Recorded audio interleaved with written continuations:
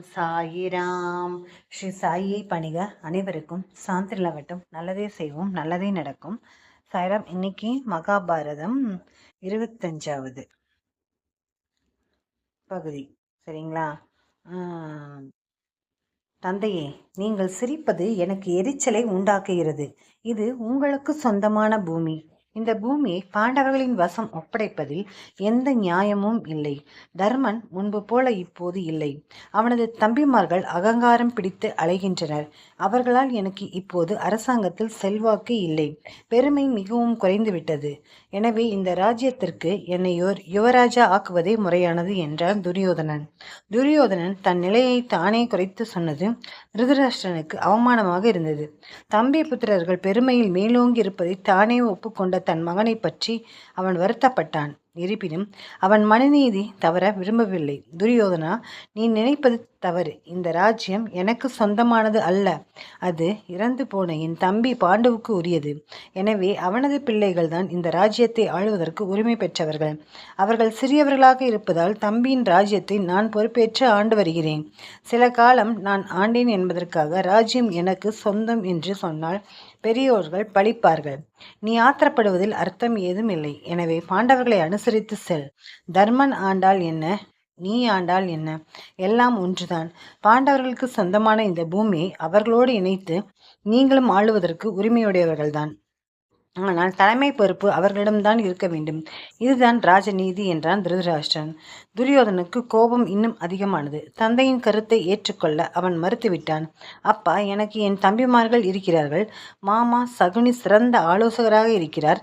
என் தாயின் சகோதரனான அவர் என் நலத்தையே என்றும் விரும்புகிறார். அவர்கள் எல்லோரும் என் மேல்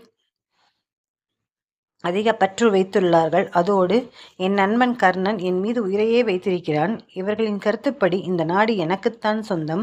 அவர்களின் உதவியோடு இந்த நாட்டை நான் கைப்பற்றி விடுவேன். பாண்டவர்கள் என் ஜென்ம விரோதிகள். அந்த சிறுவர்களோடு நான் ஒருபோதும் சேர மாட்டேன். நீங்களாக எனக்கு பட்டம் சூட்டுகிறீர்களா அல்லது நானாக எடுத்துக்கொள்ளட்டுமா? 99 பேரை தம்பிகளாக கொண்ட நான் யாருக்கு பயப்பட வேண்டும்? அத்துடன் மிகப்பெரிய தம்பியாக என் நண்பன் கர்ணன் இருக்கிறான். அனைவருமே மாபெரும் வீரர்கள். எனக்காக உயிரையும் கொடுப்பவர்கள். பாண்டவர்களுடன் யுத்தம் செய்து நாட்டை எனக்கு வாங்கி கொடுப்பார்கள். இப்படியெல்லாம் ஒரு நிலைமை உருவாவதை விட நீங்களே பாண்டபுத்திரர்களிடம் நயமாக பேசி நாட்டை என்னிடம் வாங்கி கொடுங்கள் என சற்றும் நியாயமில்லாமல் பேசினான். திருதராஷ்டிரனுக்கு என்ன செய்வதென்று புரியவில்லை.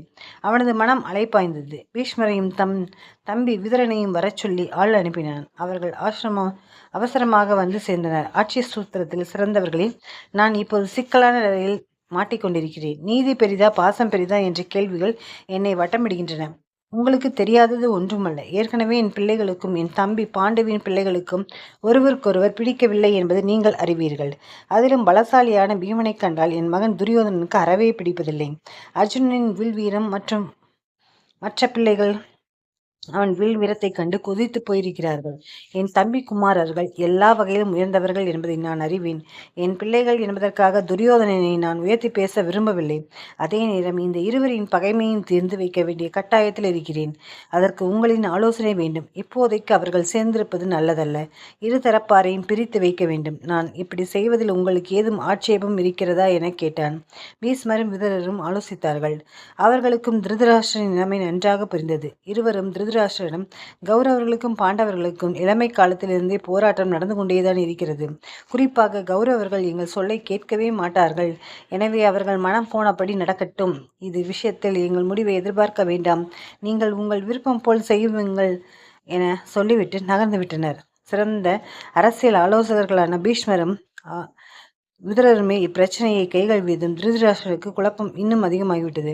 குழப்பத்தின் முடிவில் பிள்ளை பாசமே ஜெயித்தது.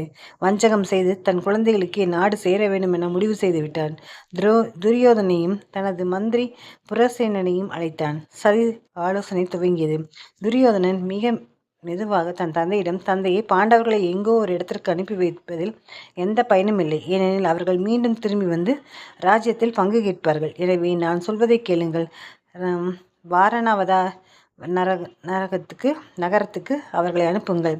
அவர்கள் அங்கே சென்றதும் அவர்களை நான் தீர்த்து கட்டி விடுகிறேன். பாண்டவர்கள் சாக வேண்டும்.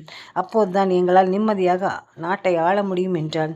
திருதராஷ்டிரம் வேறு வழியின்றி இத்திட்டத்திற்கு ஒப்புக்கொண்டான். வந்து புரோசோனன் வாரணாவத நகரத்திற்கு புறப்பட்டான். பாண்டவர்களை நம்ம வைப்பதற்காக அந்நகரத்தில் மாட மாளிகைகளை எழுப்பினான். இந்திரலோக தலைநகரான அமராவதி கூட இந்த அளவுக்கு அழகாக இருக்குமா என்று பிறர் சொல்லும் அளவிற்கு பல இடங்களில் கோபுரங்களை கட்டினான். எங்கு பார்த்தாலும் சிற்பங்கள். மாளிகைகளை சுற்றி சோலைகளை அமைத்தான். அந்த நகரம் புதுப்பிக்கப்பட்ட பிறகு தர்மரை அழைத்தான் திருதராஷ்டிரன். எப்படி பார்த்தீங்களா? அந்த காலத்திலேயே ராஜ்யத்தை பற்றின வெறி எல்லாம் இருக்கு. அவங்க ராஜ்யம் வேணுன்றதுக்காக என்ன வேணாலும் செய்கிறாங்க. நாளைக்கு என்னதான் நடக்குதுன்னு நாமளும் பார்ப்போமே. ஜெய் சாய்ராம். சாயப்பாவின் திருவடிகளே சரணம்.